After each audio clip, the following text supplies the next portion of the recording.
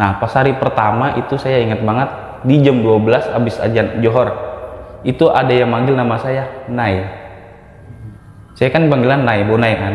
Nah itu saya dengar banget ada suara cewek bang, dipanggil Nay. Saya nengok dong, orang manggil ya kan, saya nengok, kok nggak ada orang, dia bilang gitu kan. Maaf, mau beli makan apa, dia bilang gitu kan. Itu sama sekali dia nggak ngerespon, kayak misalkan dia manggut apa nengok gitu enggak bang, cuman kayak ya udah begini aja nih di depan kursinya di meja, ya udah begini aja diem. Lah itu ada Kak Ica di dalam, masa elok saya kunciin.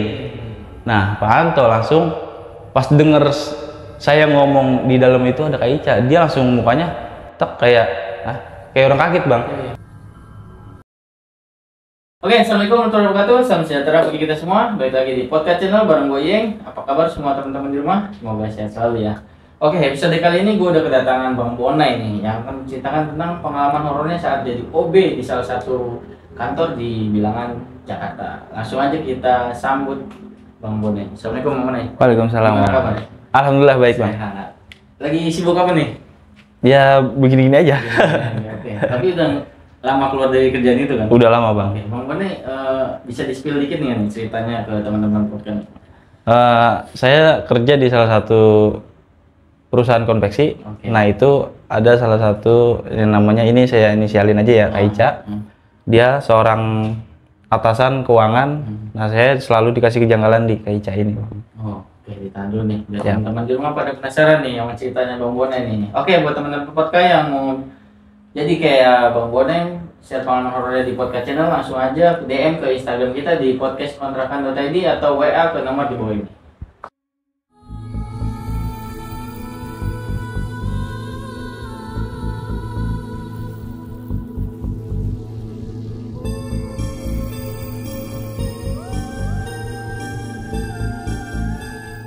Oke teman-teman podcast, apakah kalian sudah siap menghadapi dunia masa patah? Berikut kisah selanjutnya.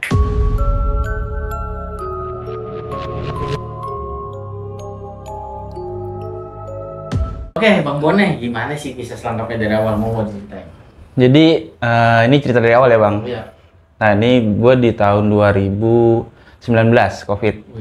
Itu sebelum COVID gencar-gencar ya. Nah jadi gue di salah satu tongkrongan, gue doang nih bang yang nggak belum kerja. Nah di situ teman gue udah pada kerja. Nah gue dicengin lah tuh sama teman-teman gue. Lu nggak mau ngerasain duit banyak bulanan, kata dia gitu kan. Ya mau lah, siapa sih orang yang nggak mau duit, dia bilang gitu kan. Nah terus udahlah lu lamar kerja di mana kayak gitu, berusaha. Cuman ini kan lagi COVID nih ya kan, lagi sebelum gencar-gencarnya. Ya udah saya berusaha, saya bikin lamaran dah tuh. Nah saya ngelamar di perusahaan konveksi. Oke. Di Jakarta Utara. Bondet. Di Jakarta Utara ada tuh pokoknya. Nah ya udah tuh saya ngelamar, dapat kabar nih bang dari kantor tuh. Nah saya diterima dah tuh di situ. Nah saya diterima itu sebagai OB bang. Oke. Sebagai OB ya udah saya masuk, berkenalan dah tuh sama orang kantor dan sama karyawan lainnya gitu kan. Nah diajarin dah tuh saya sama senior saya di situ. Jadi gedungnya ini 3 lantai bang. 1, 2, 3. Nah saya ini di lantai 1. Saya di lantai 1. Nah di dalam gedung itu jadi ruangannya itu ada beberapa ruangan. Nah tapi saya ini di kantor pas orang-orang tinggi ini bang, orang atasan semua. Direksi. Iya, jadi saya di dalam ruangan itu, nah diajarin dah tuh saya sama senior saya dah tuh ya. Diajarin kerjanya begini. Nah, lu kerja datang lebih awal, pulang di akhir. Ya udah dah tuh saya datang hari pertama kerja, ya udah kayak biasanya tuh kan dikasih SOP-nya gitu kan, kayak naruh air gitu kan, bersih-bersihin. Kalau OB kan gitu doang kan. Ya udah. Nah, pas di jam 12 ini saya istirahat aja nih, Bang. Saya nggak tahu ya pertama kali saya kerja OB, Bang. Iya. Harusnya kalau OB ini dia istirahatnya jam 2. Jam 2, jam 1. Nah, saya baru tahu kan. Saya pas belum tahu, saya langsung istirahat aja kan. Ditanya sama teman saya, lu mau kemana gitu. Mau istirahat lah. OB mau istirahat ntar jam 2 kata dia gitu. Oh ya udah tuh saya balik lagi. Nah, di jam 12 ini jadi saya kenapa nggak boleh istirahat? Jadi saya ini kayak buat disuruh-suruh nanti, Bang. Sama karyawan, kayak minta tolong karyawan beliin makan apa beli minum gitu kan. Ya udah dah tuh. Saya ikutin SOP-nya. Nah, saya dapat 1 minggu saya kerja situ, langsung saya dipindahin nih, Bang. Dioper di cabang. Nah, jadi di cabang ini di sono kurang ini, kurang apa sih namanya, kurang karyawan. Personel. Iya, kurang personil. Dan juga di situ juga masih banyak yang baru bang. Saya anak baru itu langsung, kata teman-teman saya sih cepet nangkapnya ya, nangkap kerjanya gitu cepet. Nah makanya saya dipindahin sana buat ngajarin yang lain gitu. Iya. Nah sebelum saya dipindahin ini, nah di pusatnya ini saya ada salah satu namanya Kak Ica bang. Nah Kak Ica ini orangnya baik banget nih bang. Nah dia sebagai atasan staf keuangan Kak Ica ini. Kayaknya sih. Iya, nah yaudah tuh saya udah dapat seminggu kerja di pusat itu, dipindahin dah tuh saya ke cabangnya. Nah cabangnya ini di daerah Kuningan, Jakarta. Saya dipindahin situ. Kayak biasa nih sama nih saya ngajarin anak baru. Baru saya kemarin ya seminggu diajarin, tapi saya udah bisa ngajarin gitu kan. Ya udah tuh saya ajarin, dapet 3 bulan tuh bang saya kerja situ. Nah itu lagi gencar-gencaran nih, COVID lagi gencar-gencaran. Ada yang dikeluarin nih, yang lain nih pada dikeluarin kan. Nah saya kan ngeri dapat surat cinta. Surat cinta itu kan dikeluarin kan, resign gitu kan. Nah ya udah tuh saya gimana nih ya, belum dapat kabar juga dari orang kantor kan. Sedangkan teman-teman saya ini udah pada dikeluarin gitu kan. Nah dapat kabar dari orang kantor, tetap masuk kerja situ tapi 2 hari sekali bang. Iya. 2 hari sekali. Nah jamnya juga itu di jam 7 kan, kalau normal ini kan dia jam 6. Jam 6 udah harus absen ya, kalau yang pas di COVID ini saya jam 7.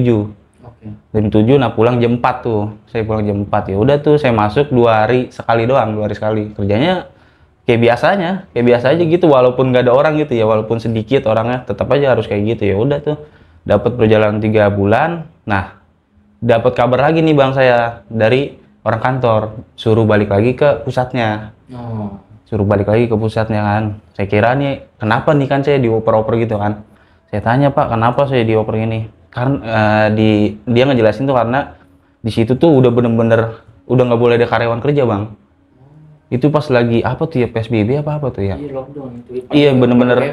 Iya pokoknya bener-bener nggak ada yang kerja tuh di situ. Nah pas saya masuk hari pertama itu kerja itu kosong bang, cuman ada security sama OB. Iya. Nah itu lumayan banyak sih kan, karena 3 lantai kan, 1 lantai itu kan ada berapa ruangan tuh kan, setiap ruangan itu ada OB-nya satu-satu.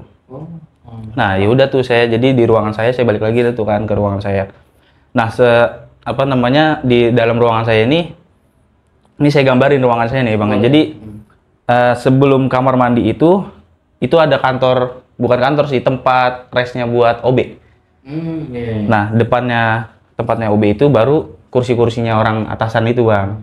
Nah pas hari pertama itu saya ingat banget, di jam 12 abis azan Johor itu ada yang manggil nama saya Nay. Saya kan panggilan Nay, Bu Nay kan. Nah itu saya dengar banget ada suara cewek bang, dipanggil Nay. Saya nengok dong, orang manggil ya kan, saya nengok, kok nggak ada orang, saya bilang gitu kan. Saya keluar keluar dari ruangan itu, nggak ada orang sama sekali bang.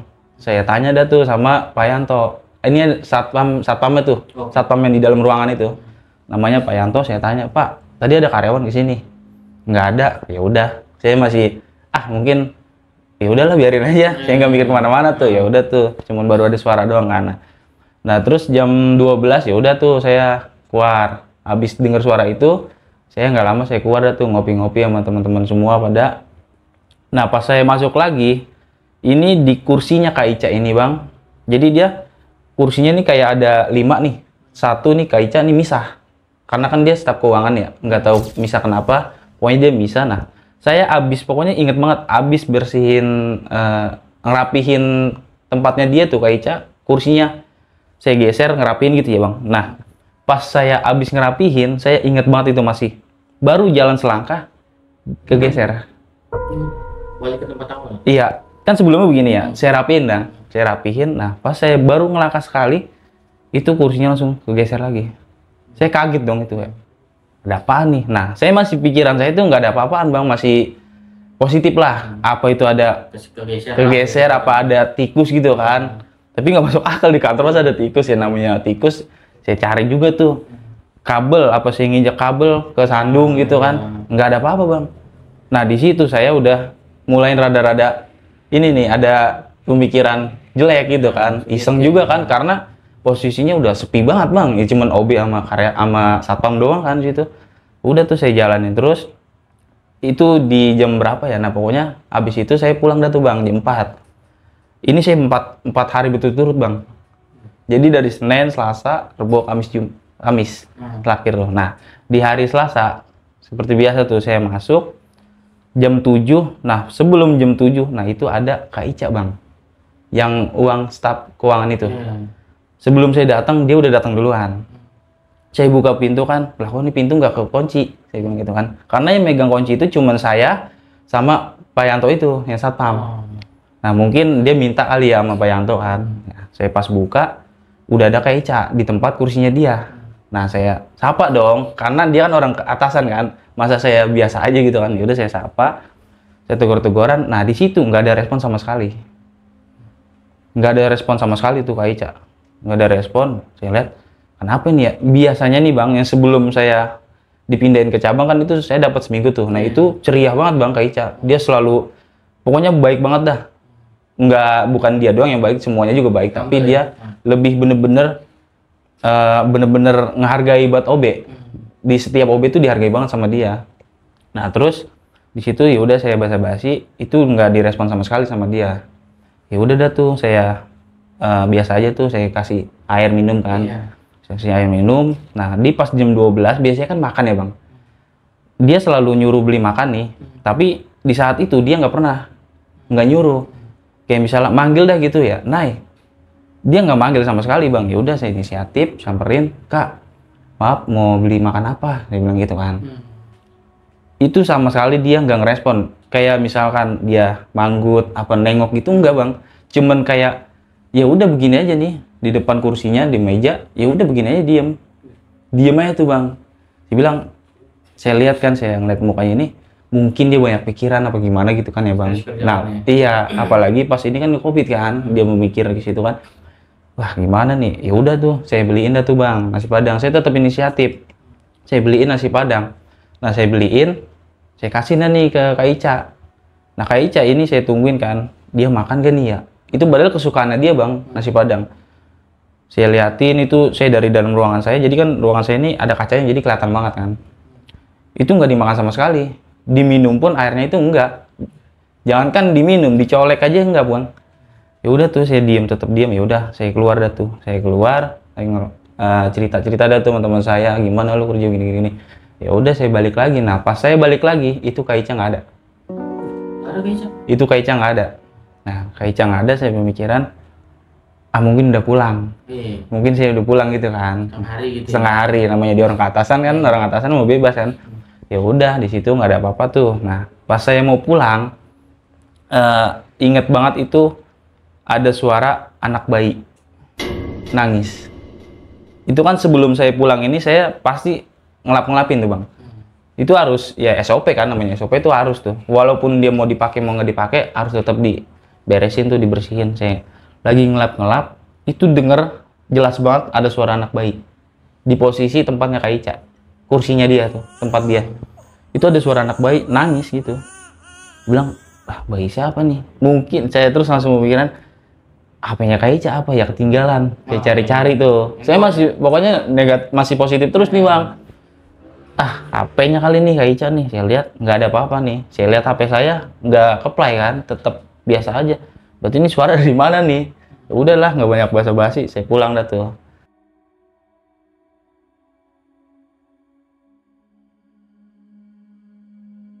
Nah di hari ketiga, di hari Rabu itu saya datang, itu belum ada siapa-siapa. Nah cuma pas saya buka kuncinya itu nggak bisa bang.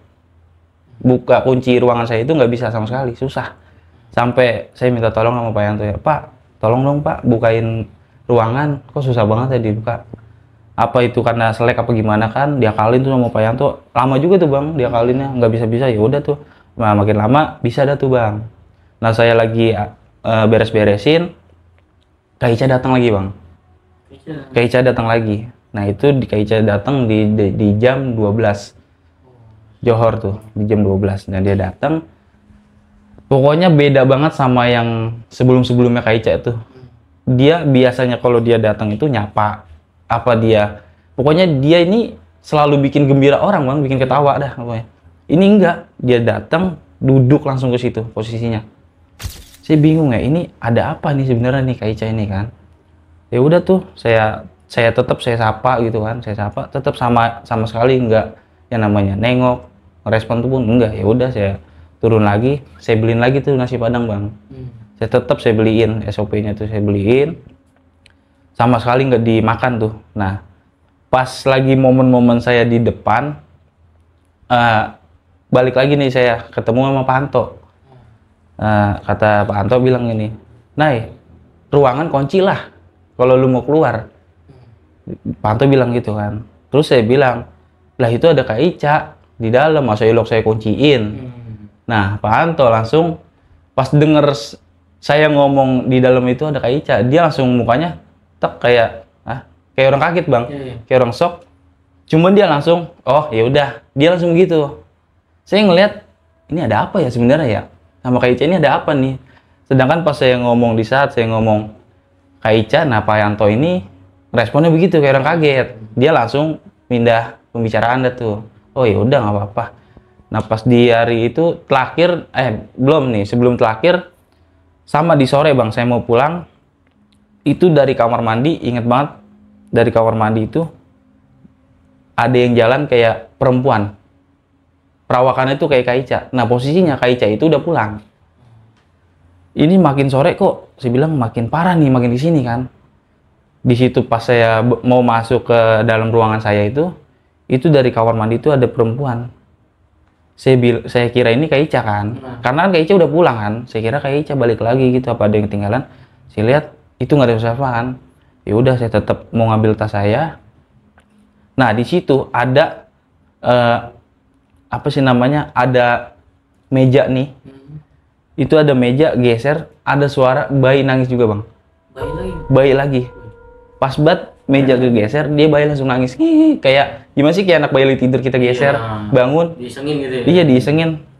Posisi itu sore banget tuh, pas saya pulang, lampu mati. Lampu mati tuh. Buat saya di situ denger saya denger suara bayi nangis sama ini meja kegeser, lampu mati. Itu saya langsung, ya mau gimana ya, kenok kita bang. Dengar begituan kan, wah nggak bisa ngapa-ngapain. Saya pulang, saya lari itu sampai ruangan itu saya nggak kunci. Udah tuh saya pulang. Nah hari besok nih, hari Kamis, ketemulah tuh sama Pak Yanto. Domel-omelin saya, kenapa lu gini-gini nggak dikunci nih pintu gini kan. Kalau kehilangan gimana nih, bagus ada gua masih kontrol gitu kan. Nah di hari keempat terakhir nih, saya masuk jam 7. Nah di jam 10 ini ada karyawan 5 orang datang bang. Ada 5 orang datang karyawan. Saya tanya, kak kok tumben datang, saya bilang gitu. Oh ini ada yang harus diselesaikan hari ini Nay, saya bilang, soalnya alat-alatnya ada di kantor doang, di rumah nggak ada. Ya udah tuh saya tetap dia pada kerja, saya tetap kerja juga kan. Nah di jam 12 saya tanya, kak mau makan apa, ntar biar saya beliin, saya bilang gitu kan. Dia bilang, oh nggak usah, nanti juga pulang dikit lagi selesai, jam 1 paling pulang. Ya udah tuh saya tetap turun aja kan, orang dia udah ngasih tahu dia nggak mau beli apa-apa. Ya udah pas saya naik, ketemu dah tuh sama karyawan yang 5 orang ini bang. Saya ketemu di lorong, mau kemana kak? Nay gue pamit ya, gue pulang duluan. Ya udah deh, saya pulang. Saya rapihin dah tuh bang, rapihin meja-meja dia kan berantakan kan, saya rapihin. Nah ini pas banget dia habis pulang, Kak Ica datang lagi nih. Ini Kak Ica datang lagi. Set pas Kak Ica datang, saya bilang, kak tadi ada karyawan di sini 5 orang, kakak ketemu gak? Saya tanya gitu kan. Itu sama sekali nggak direspon. Sama kayak dari pertama ketemu sampai di akhir itu nggak pernah ada responan bang. Saya tanya kayak gitu, dia nggak ada respon, dia tetap duduk di tempatnya dia. Duduk tempatnya dia. Nah pas dia duduk, ya udah tuh. Saya nggak mau ngerusak mood dia kan bang ya. Apa dia lagi banyak pikiran, ngerinya saya ntar kerjaan lagi susah, ntar saya dikeluarin lagi gitu kan. Ya udah tuh. Nah pas di jam mau pulang, saya mau ngehibur dia nih bang. Soalnya dia tuh lama banget bang duduk di situ. Karyawan yang 5 ini pulang, dia datang jam 1-an dah tuh. Datang Kak Ica duduk itu sampai jam 4. Saya kan jam 4 pulang ya. Saya bingung, wah ini gimana nih, ada Kak Ica belum pulang, sedangkan saya udah bisa boleh pulang nih. Saya inisiatif, saya ngehibur dia bang. Saya ngehibur dia, kak kalau nggak mau pulang nanti lampunya saya matiin nih. Saya bilang gitu bang.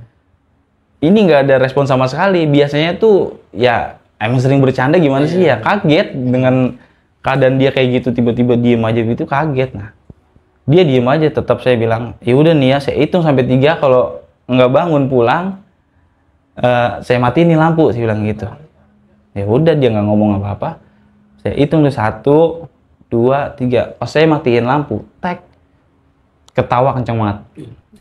Nah Kak Ica ketawa kencang banget nih bang, senang hati. Oh, ini Karena dia kehibur. iya. Senang banget nih bang saya, alhamdulillah dia kehibur dengan saya ngisengin matiin lampu gitu kan. Jadi biar ada basa-basinya gitu bang, dia mau pulang jam berapa gitu kan. Ya udah, pas dia udah ketawa saya nyalain nih lampu bang. Nah abang tahu gak, pas di saat saya nyalain lampu itu Kak Ica nggak ada. Saya nyalain lampu tek, Kak Ica yang tadinya dia di meja itu nggak ada. Di situ saya langsung lari sekencang-kencangnya. Soalnya saya udah feeling ini di hari pertama aja udah nggak ngerespon. Mukanya udah beda gitu kan, kayak pucat lah, apalah, kayak orang nggak ada energinya. Gimana sih? Di saat dia ketawa, saya nyalain, dia nggak ada, saya lari dah tuh. Saya lari itu, saya mau ke ruangan CCTV. Saya lari kencang banget, ketemu lah sama Pak Yanto. Ketemu nih sama Pak Yanto. Ngapain lu lari buru-buru banget? Saya bilang, Pak, coba dong tolong ke ruang CCTV temenin saya mau ngecek ruangan saya. Memang apa? Ada yang kehilangan? Kata dia gitu kan. Enggak Pak, saya mau ngeliat doang. Saya datang nih ke sana ke ruangan CCTV. Nah pas banget di dalam ruangan CCTV itu ada teman saya bang, senior saya. Di dalam, apa Nay? Ada apaan gitu? Enggak ada apa-apaan. Coba lihat dong dari hari Senin sampai hari Kamis. Dilihat tuh. Saya ngelihatnya pas di hari Kamis itu dulu bang. Mati lampu itu? Iya, pas mati lampu, saya matiin lampu. Dicek deh tuh sama Pak Yanto, dibuka di hari Kamis. Itu yang namanya Kak Ica dari CCTV, nggak ada. Jadi lu sendiri aja gitu? Saya masih bingung nih. Rusak nih CCTV, saya bilang. Pak, pindahin angle lah. Tetap nggak ada bang. Coba mundurin di jam berapa tuh yang ada karyawan? Di jam 10. Yang ada karyawan, saya lihat, coba Pak, itu ada karyawan 5 orang. Dilihat nih sama Pak Yanto, itu ada bang. Lah berarti kan CCTV ini nggak rusak dong. Iya. Itu karyawan 5 orang ini ada, saya pun juga ada kan. Cuma Kak Ica ini nggak ada. Saya mundurin lagi tuh. Di hari Rabu, saya lihat kejadian-kejadian saya berinteraksi sama Kak Ica. Ya Allah bang, ya ngelihatnya ya, itu saya ngobrol sendiri. Begawainya aja sendiri ya. Di saat Kak Ica datang kan saya kayak ngasih nasi padang, terus bersihin itu ya. Itu nggak ada sama sekali Kak Ica. Dia bilang, waduh ini ada apa nih, dia bilang. Terus ditanya dah tuh bang sampai akhir ya, ditanya tuh sama Pak Anto. Emang kenapa Nay? Lu ngeliat apa? Nih? Pak, saya ngeliat Kak Ica. Ah, Kak Ica? Yang bener lu, kata dia gitu. Kak Ica mana?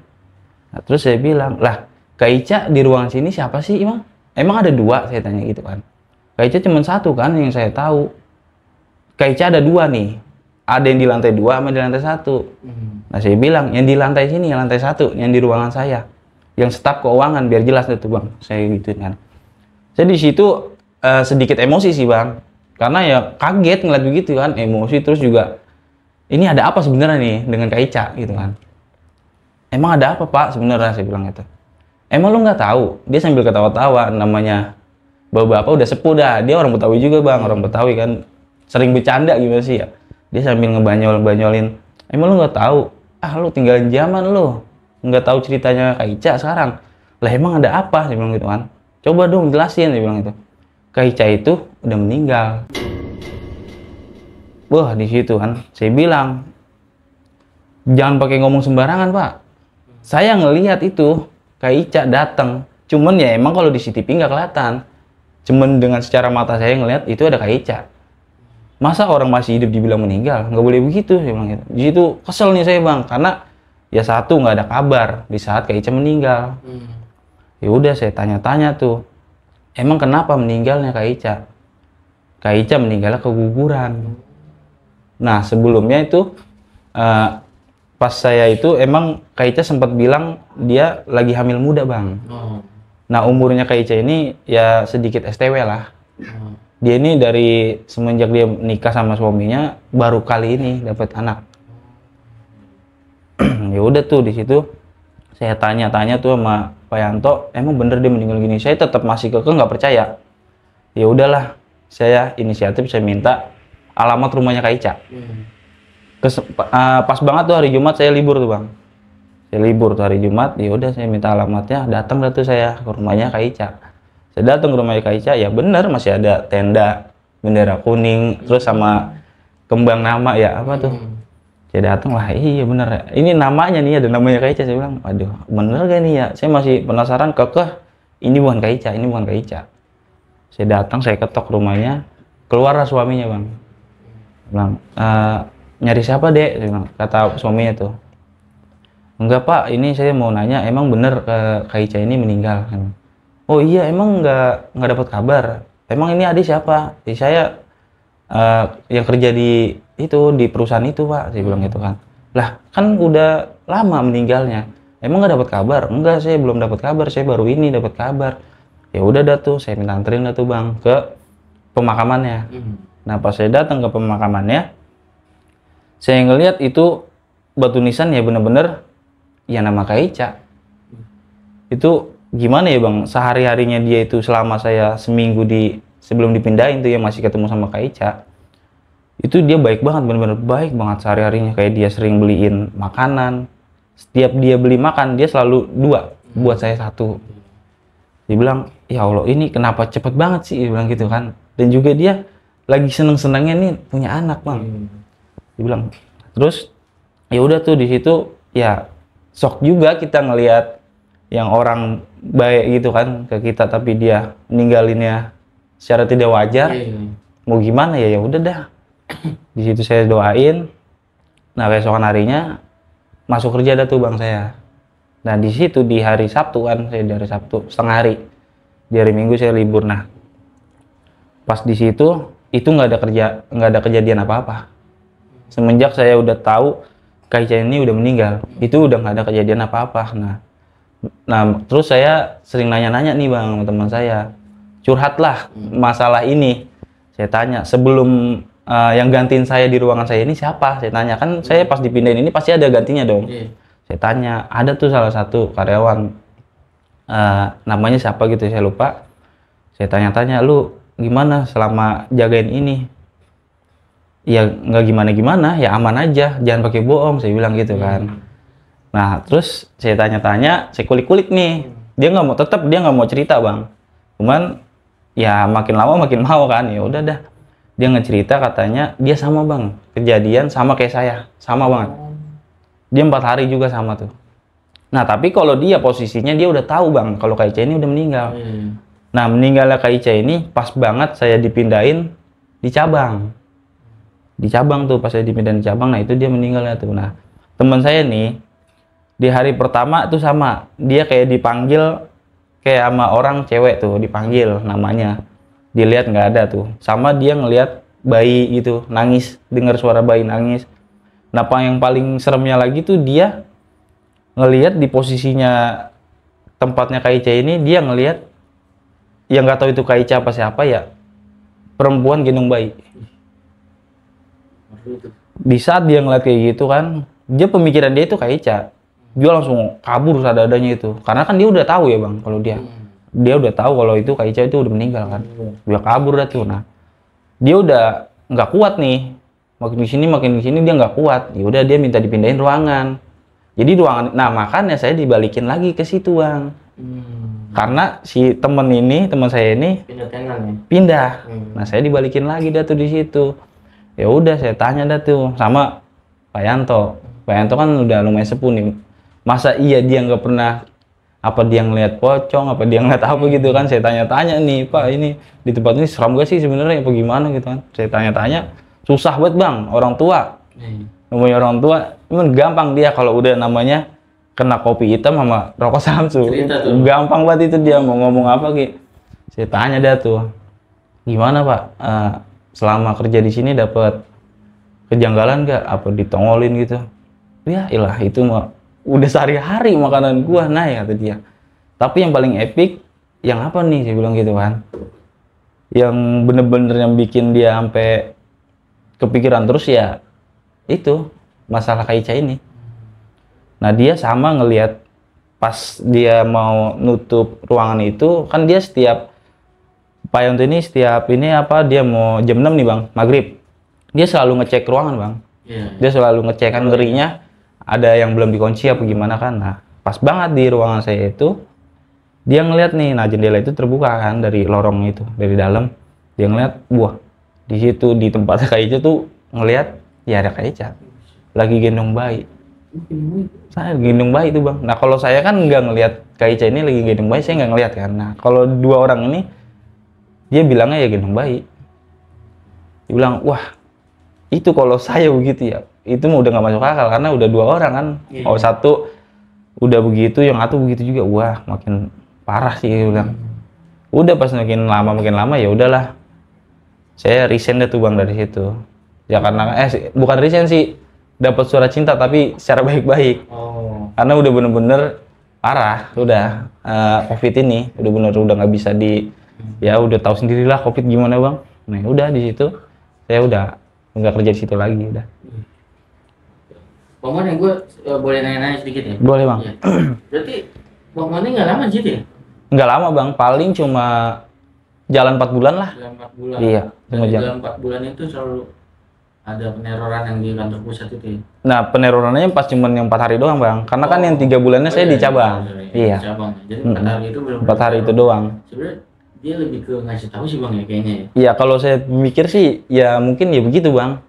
Kayak nah gue udah nggak ada gitu kayak saya ada pemikiran gitu nih tolong dong jenguk gue udah di kuburan gitu. Kalau karyawan-karyawan yang lain sendiri pernah ada cerita-cerita ke Ica nongolin di situ nggak sih? Kalau kayak gitu sih bang nggak ada sih bang, dia ya mungkin ada cuman dia emang dari yang lain-lain juga bilang katanya lu udah dapet cerita ini tutup mulut. Oh iya dikip aja. Iya dikip aja kan karena ngerinya ini kan lagi zaman COVID, ngerinya dia sangkanya ntar dia kena COVID meninggal kan. Cuman dia meninggalnya ya emang bukan karena COVID. Karena emang kan kalau saya pernah dengar tuh katanya kalau yang udah rada tua kan nikah namanya lagi hamil kan juga kurang bagus juga kan bang. Nah dari situlah dari kehamilan dia. Terus Pak Anto itu sama sekali nggak pernah diganggu itu? Ya Pak Anto mah sering bang dia mah. Ya cuman yang paling dia ngelihat itu yang ngelihat pas yang Kak Ica lagi gendong bayi itu. Berarti kalau gendong bayi itu posisi kegugurannya emang udah tua ya? Maksudnya umur bayi dalam kandungan itu umur 8 bulan bang. Oh iya maksudnya waktunya ya? Iya. Sedikit lagi lah. Sedikit lagi, nggak tahu dia kenapa gitu kan. Saya juga nggak banyak tanya kan kenapa gara-gara nyamuk gitu. Sebenarnya kalau COVID itu kan ya kalau di zaman COVID waktu itu pasti kalau ada yang meninggal atau sakit gara-gara bukan COVID kaitannya dengan COVID. Iya ngerinya makanya di situ ya udah skip aja udah jangan pakai ngomong kemana-mana gitu. Kita juga ngejaga nama baik almarhum juga kan sama perusahaan itu. Ya pakai buat kerja. Oke lanjut bang, kalau yang untuk ada kejanggalan dari kebiasaannya Kak Ica nih yang awalnya humble orangnya kan orangnya baik, terus setelah yang 4 hari itu lu ngerasa dia beda, lu pernah sharing-sharing ke teman-teman gak sih masalah kayak ya biasanya kan kalau kita kerja gosip lah ya kan, ini kok gini ya, lu padahal baik banget gitu-gitu lah. Lu sempet kayak gitu gak teman-teman? Nah kalau posisi yang horor itu mah ya enggak bang. Nah pas ceritanya ya pas udah tahu aja. Pas udah tahu meninggal? Iya udah tahu, pas dia udah tahu dia meninggal baru saya cerita. Pas dia sifatnya beda enggak? Cuman dia punya pikiran ini kenapa gitu, ada janggalan ini apa sih, biasanya dia ceria gitu. Cuman mikir sendiri aja sih nggak pernah nanya-nanya gitu aja. Kalau pribadi sih dari situ udah kelihatan sih memang ada apa-apa nih gitu ya kan, tapi lu masih berpikir positif itu masih bagus banget. Sama ini bang, pas lu kan sempat datengin ke rumah Kak Ica. Rumah Kak Icanya ya, ketemu bang sama suaminya. Lu sempet ceritain nggak tuh kalau lu sempet di teror gitu? Iya, diganggu sama Kak Ica. Nggak pernah bang. Oh enggak. Karena saya ngejaga bang. Soalnya kan dia juga masih ngeduka kan. Masa saya langsung ceritain saya ditemuin sama Kak Ica gini-gini. Nggak, ini kasihan juga bang. Iya sih. Saya ngejaga juga kan. Ya perasaan gimana sih namanya ditinggal istri yang lagi hamil. Baru satu kalinya dia dapat anak gitu kan, tapi belum sempat ngerawat tapi udah meninggal dua-duanya. Situ sih makanya saya nggak ceritain ke suaminya. Berarti pas datang suami nanya lebih ke ini aja sih apa namanya. Minta penjelasan biar tahu bener-bener Kak Ica itu meninggal, terus sama makamnya gitu kan. Oke bang, terakhir nih gue penasaran sama bayinya nih bang. Hmm. Bayinya kan lu sempat ngedengar beberapa kali dia nangis ya kan.